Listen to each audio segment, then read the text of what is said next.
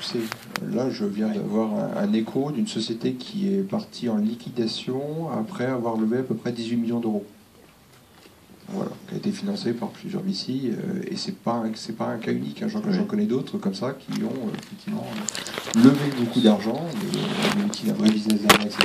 On peut trouver des entreprises qui ont des investisseurs, ils ont été séduits, etc. Mais bon, enfin, moi j'ai vu passer le dossier il y a quelques temps.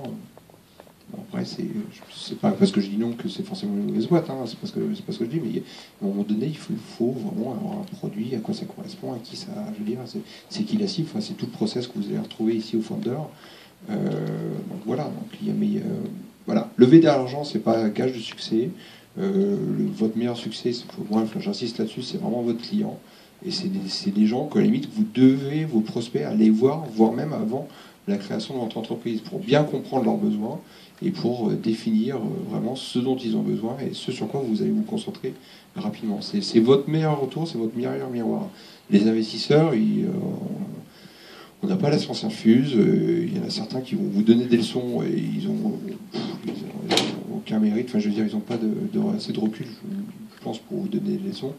Et c'est vous qui allez suer, qui allez vraiment pouvoir sortir quelque chose d'intéressant. Par contre, ce que j'ai envie de vous dire aussi, entrepreneur, c'est faut être pugnace, mais pas têtu non plus. À un moment donné, il faut se rendre compte, il faut prendre du recul pour dire, bon, je ne suis peut-être pas dans la bonne direction, je ne fais peut-être pas la bonne chose, ou finalement le projet ne correspond à rien, même si intellectuellement il est intéressant. Peut-être que finalement c'est trop tôt, ou peut-être que c'est sympa, mais j'arriverai pas à en vivre, etc. Voilà. Et tu peux nous dresser rapidement le profil de l'entrepreneur que tu aimes voir? Alors, moi j'aime bien voir des entrepreneurs déjà, plutôt des gens qui ont une équipe, des gens qui ont... j'ai toujours tendance à dire, le profil type idéal, entre guillemets, c'est qu'il soit trois. Il y en a un qui soit techos, pour être sûr que le produit avance, c'est lui qui code, c'est lui qui fait avancer les équipes pour le produit. Il y en a un qui vend, c'est-à-dire qu'il se débrouille pour en faire entrer du chiffre d'affaires. Et il y a le CEO, comme j'ai l'habitude de dire, c'est lui qui fait le cacou à l'extérieur. Le cacou à l'extérieur, c'est quoi? C'est lui qui va parler avec des journalistes, projeter sa vision, c'est lui qui va rencontrer les investisseurs, et qui sera quelque part le pare-feu vis-à-vis de ses équipes pour être sûr que ça avance en interne.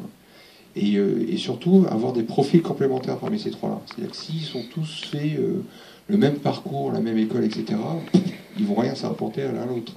Donc plutôt des gens équipes complémentaires, capacité de challenge, capacité d'écoute, ça c'est hyper important.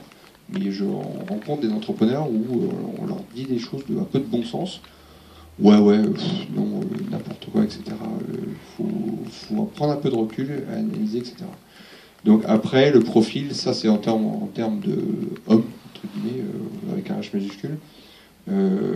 Et après, c'est ce qu'on regarde avant tout, c'est le positionnement produit-marché, à qui ça s'adresse, pourquoi, comment, pourquoi on estime qu'il y a une chance. Et après,